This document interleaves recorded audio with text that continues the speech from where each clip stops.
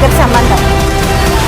బతుకమ్మ అంటే పువ్వులకు పూజ, ప్రతిదీ అన్నిటితో పూజ చేస్తాము, కానీ ఇవాళ పువ్వులకే పూజ. అందుకని ఇది గొప్ప బతుకమ్మ పండుగ. ఇంకొకటి గౌరీదేవి కూడా చాలా మాకు మా ఒంట్లో ఒక భాగం అన్నమాట. అందుకు ఆడోళ్ళకు అన్నీ మర్చిపోతాం. ఎన్నో బాధలు ఉంటాయి, ఎన్నో కష్టాలు ఉంటాయి, కానీ అన్నీ మర్చిపోయి అలా ఆడవాళ్ళం ఆడవి వాళ్ళందరం కలిసి అన్ని సంతోషంగా సంబరాలు చేసుకొని మంచిగా పాటలు ఆడుకొని అన్నీ మర్చిపోయి సంతోషంగా ఉండే రోజు. బతుకమ్మ అంటే చాలా విలువైంది. మొదట్ల బండ కాదు, బతుకమ్మ అంటే గౌరీదేవి. బతుకమ్మ అంటే బతుకునిచ్చింది. బతుకమ్మ అంటే మాకు పసుపు కుంకుమలు ఇచ్చింది. బతుకమ్మ అంటే మాకు నాగరికత నేర్పింది. అందుకు బతుకమ్మ అంత గొప్పది. ఇయ్యాల పుట్టింది కాదు, మా తాతల మా అమ్మమ్మల కానించెల్లి కూడా బతుకమ్మ అంటే చాలా ఇష్టం, చాలా పేరుగలది కూడా.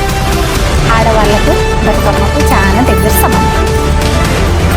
అందరికీ బతుకమ్మ శుభాకాంక్షలు. చిన్న పెద్ద అందరం కలిసి ఎంతో ఇష్టంగా సంబరంగా చేసుకునే ఈ ఆట అంటే మాకు ఎంతో ఇష్టం. తెలంగాణలో అన్ని ఫెస్టివల్స్ కన్నా బతుకమ్మకు చాలా ప్రాముఖ్యత ఉన్నది. మేము ఇవాళ యూత్ అందరం కూడా మా పేరెంట్స్ నుండి గ్రాండ్ పేరెంట్స్ నుండి బతుకమ్మ గురించి అన్నీ నేర్చుకుంటున్నాము. వెనుకట ఎంతో పోరాటం చేశారు రజాకార్ల పట్ల కానీ, మళ్ళీ తర్వాత మనకి ఆంధ్ర వాళ్ళ పట్ల కూడా పోరాటం జరిగినది. కానీ బతుకమ్మకున్న ప్రాముఖ్యత మాత్రం ఏనాడు తగ్గలేదు.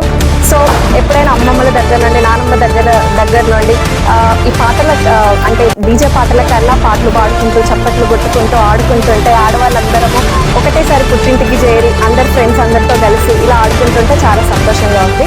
అండ్ 3D టీవీ న్యూస్ ప్రేక్షకులందరికీ బతుకమ్మ శుభాకాంక్షలు. 3D టీవీ న్యూస్ ఛానల్ వాళ్ళందరికీ బతుకమ్మ శుభాకాంక్షలు. మేము మా వీధిలో చిన్న పెద్ద అందరం కలిసి బతుకమ్మ పండుగ చాలా చక్కగా జరుపుకుంటాము. సో మీరు కూడా అందరూ ఇలాగే జరుపుకోవాలని మనస్ఫూర్తిగా కోరుకుంటున్నాము. ప్రతి సంవత్సరం మేము ఇలాగే జరుపుకోవాలని కోరుకుంటున్నాము. Thank you. ప్రజలందరికీ ఆడపడులందరికీ బతుకమ్మ పండుగ శుభాకాంక్షలు.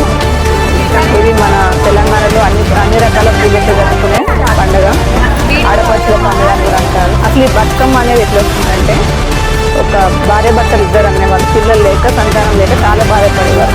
వాళ్ళకి ఒకరోజు అమ్మవారి పర్వ వచ్చి నన్ను లక్ష్మీదేవిని పూజించండి, తీరొక రకాల పూలతో పూజించండి, అప్పుడు మీ సంతానంలో నేను లక్ష్మీదేవిని జన్మిస్తాను, నా పేరు బతుకమ్మ అని పేరు పెట్టుకోండి అని చెప్పింది అనమాట.